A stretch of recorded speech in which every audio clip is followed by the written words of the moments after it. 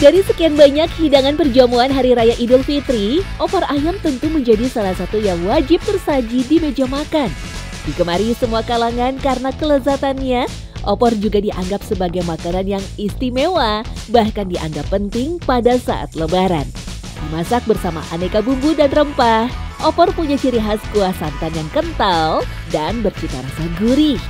Banyak yang meyakini opor ayam Lebaran adalah makanan warisan Wali Songo yang memiliki sebuah kesakralan karena dipercaya dapat menjadi media melebur segala salah dan dosa. Benarkah demikian? Meskipun ya cuman sedikit atau kita bikin buat keluarga besar, itu pokoknya harus ada opor ayam. Kehadiran opor ayam pada saat momen tertentu, terutama pada saat Lebaran, itu bisa merekatkan antara hubungan keluarga ya. Karena biasanya anggota keluarga itu sangat suka dan semuanya hampir suka dengan opor ayam. Meski sudah menjadi menu yang jamak kita saksikan, ternyata jika kita menelisik lebih jauh, ada beberapa macam opor yang ada di Nusantara. Di antaranya opor dengan ciri khas kuah kuning dan opor yang memiliki kuah putih cenderung bening. Apa sebenarnya yang berbeda dari hidangan tersebut? Kami bertemu dengan Ibu Nani, pemilik warung makan Betawi yang juga menjual menu opor ayam di kawasan Kebayoran Lama, Jakarta Selatan. Menurut Nani, yang membedakan kuah putih dan kuning sebenarnya hanyalah elemen pewarna alami yang dimasukkan ke dalam bumbunya. Sebenarnya bedanya cuma kalau di kuning itu lebih cenderung dengan kunyit. Kalau putih itu kan tidak pakai kunyit dan kita lebih menggunakan kemiri karena untuk melihat kekentalan selain dari santan. Santan itu sendiri memang cenderung, tapi lebih kental lagi dengan kemiri. Nani justru menyebut pemilihan kelapa serta pengolahan santannya lah yang menjadi kuncian lezatnya opor ayam. Takaran yang digunakan pun juga harus pas. Untuk satu ekor ayam ukuran sedang, Nani biasanya membutuhkan 2 butir kelapa yang dijadikan santan kental sebanyak 500 ml. Saya menggunakan 2 kelapa. Jadi kelapa murni, benar-benar murni itu kita masukin semuanya. Selain santan encernya, begitu. Itu lebih gurih. Sementara untuk bahan dagingnya, Nani tak mempermasalahkan apakah memakai ayam negeri ataupun ayam kampung.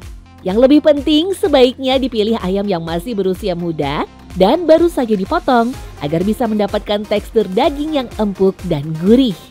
Sebelum diolah, daging ayam yang sudah dipotong menjadi beberapa bagian ini harus dicuci terlebih dahulu sampai benar-benar bersih dan hilang bau amisnya.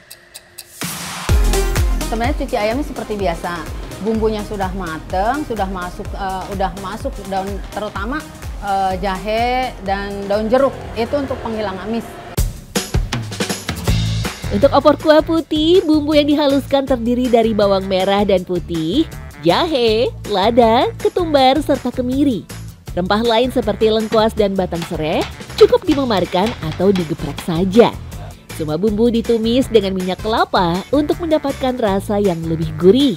Tak lupa tambahkan daun jeruk, daun salam, garam, dan penyedap rasa. Setelah aroma harum tercium, lalu masukkan semua potongan daging ayam dan juga santan encer, lalu diungkep sekitar 15 menit. Ungkep sendiri adalah teknik memasak konvensional yang dilakukan dengan cara menutup rapat masakannya sampai batas waktu tertentu. Sesudah bumbu-bumbu masuk, santan encer masuk, kita tutup. Setelah kita tutup, sudah benar-benar matang, sudah benar-benar meresap, baru masukin santan kentalnya. Setelah proses ungkep selesai atau biasa ditandai dengan menyurutnya air santan, tahap selanjutnya adalah memasukkan santan kental atau yang disebut Bu Nani sebagai santan kanil. Kebalikan dengan proses ungkep, proses pematangan ini justru sama sekali tidak boleh ditutup. Bahkan kuah harus terus diaduk. Iya, diaduk itu supaya santan itu tidak pecah. Jadi kelihatan cantik. Tak sampai 10 menit, kelezatan opor ayam kuah putih ala Bu Nani sudah siap untuk dinikmati bersama sepiring nasi putih hangat atau potongan ketupat. Lantas, bagaimana dengan teknik kuncian opor ayam kuah kuning? Untuk menjawab rasa penasaran itu, kami bertemu dengan Ibu Alia, pemilik rumah makan yang berlokasi di kawasan Cipete, Jakarta Selatan. Meskipun sama-sama berlabel khas Betawi, namun jenis opor yang dijual di sini sedikit berbeda dengan warung Ibu Nani. Ibu Alia hanya menjual opor ayam kuah kuning yang sudah tersohor kelezatannya sejak tahun 2007. Berbeda dengan Bu Nani yang menyebut kuah putih sebagai kuncian utama masakan opor ayam, Ibu Alia justru menyebut pemilihan jenis daging ayamlah yang akan menjadi penentu lezatnya sajian opor ayam. Selama 17 tahun berjualan opor ayam, Bu Alia hanya memilih jenis ayam kampung pejantan sebagai bahan utamanya. Memang saya selalu pakai ayam kampung, karena ayam kampung lebih gurih, biarpun keras, kalau cara masaknya bisa, insya Allah ayamnya jadi lembut. Dalam sehari, Bu Alia bisa menjual hingga ratusan porsi opor ayam kuah kuning dengan menghabiskan sekitar 25 ekor ayam kampung jantan. Menurut perempuan berusia 60 tahun ini, ayam kampung adalah jenis ayam terbaik dan memiliki segudang keunggulan dibanding jenis ayam biasa. Kalau ayam negeri itu lebih lembut, tapi setelah matang juga rasanya keras dia. Jadi kalau masak ayam kuning itu, kalau pakai ayam negeri nggak keluar kaldunya. Untuk triknya sendiri, Ibu Alia biasa memakai ayam pejantan yang usianya kurang dari 6 bulan. Sebelum diolah, daging ayam biasa dimarinasi atau dibalur dengan garam dan jeruk nipis selama setengah jam. Setelah itu baru saya cuci, dan cara memasaknya juga pakai teknis lagi. Jadi ayam itu disusun, yang dadahnya di bawah, nanti pahanya yang empuk-empuk di atas. Karena dia dagingnya lebih tebal di bawah.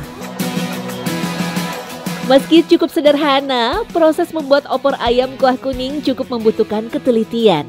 Bumbu dasarnya pun tak jauh berbeda dengan resep opor ayam pada umumnya. Hanya saja Bu Alia menambahkan beberapa rempah sebagai penguat rasanya. Dari jinten, kunyit, dan cabai merah besar. Tak hanya sebagai pewarna alami, kunyit juga bisa menjadi penyedap masakan berbahan dasar ayam. Karena dia membuat warnanya lebih bagus, rasa, dan menghilangkan bau amis. Bumbu dasar yang sudah dihaluskan selanjutnya ditumis hingga harum. Setelah itu potongan ayam dimasukkan dan ditambahkan air sampai semua bagian ayam terendam sepenuhnya. Di proses inilah kaldu alami ayam kampung dihasilkan. Harus ditutup rapat. Selama kurang lebih 1,5 jam lah gitu. Karena harus empuk, ayam kampung kan alot, agak keras. Airnya juga harus ketelup. Kalau nggak ketelup dia keras. Sekali-sekali diaduk. Mendidih, diaduk, dibalik, ditutup lagi. Udah. Setelah mendidih dikecilin apinya. Sebelum mendidih nggak dikecilin. Api besar. Tapi nggak terlalu besar juga, apinya sedang. Uniknya, opor ayam kuah kuning buatan Ibu Alia bisa terbagi menjadi 2 jenis yang berbeda. Yang pertama hanya dimasak tanpa menggunakan santan alias hanya dengan air saja. Kuah yang dihasilkan pun terlihat lebih bening. Pelanggan biasa menyebutnya ayam kuah kuning. Sedangkan yang kedua, rebusan kaldu ayam kampung akan ditambahkan santan kelapa kental dan tambahan kunyit lebih banyak. Penampilan kuahnya pun terlihat lebih kental dan pekat. Kalau kuah kuning rasanya segar karena dia kan nggak pakai santan dan juga nggak kental. Kalau opor kan kental, jadi mungkin agak lenger juga istilahnya gitu. Lantas, apa sebenarnya yang menyebabkan perbedaan kuah pada opor ayam? Menurut catatan sejarah, opor ayam adalah jenis masakan akulturasi berbagai budaya yang sudah tercipta sejak ratusan tahun silam. Konon warna opor ayam kuah putih dipengaruhi oleh budaya Arab dan Cina, sedangkan warna kuah opor kuning adalah ciri khas masakan India dan Jawa. Jadi awal mulanya sebenarnya ini perpaduan, modifikasi dari dari masakan khas Arab dengan India. Pada abad ke-15 dibawa pada saat perdagangan disebarkan di wilayah Sumatera, Jawa, Selat Melaka dan lain-lain. Meski berbeda warna, kedua jenis opor ini sama-sama mementingkan cita rasa kuah sebagai pengikat semua rasa yang ada di dalam sajian.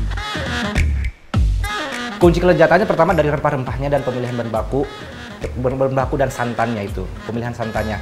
Jadi kebanyakan alangkah baiknya kita membuat santannya itu santan dengan memilih bahan baku sendiri, seperti memilih kelapa tua.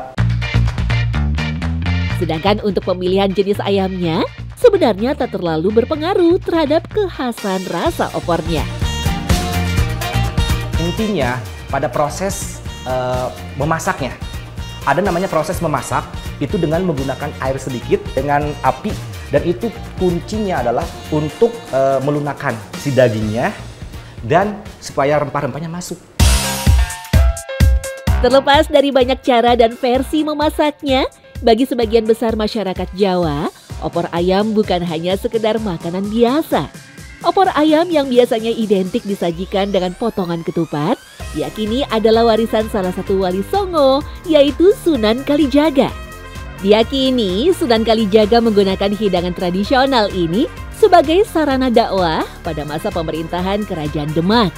Ketupat dalam bahasa Jawa disebut kupat, yang difilosofikan sebagai padanan kata dari mengaku lepat atau mengakui segala dosa dan kesalahan.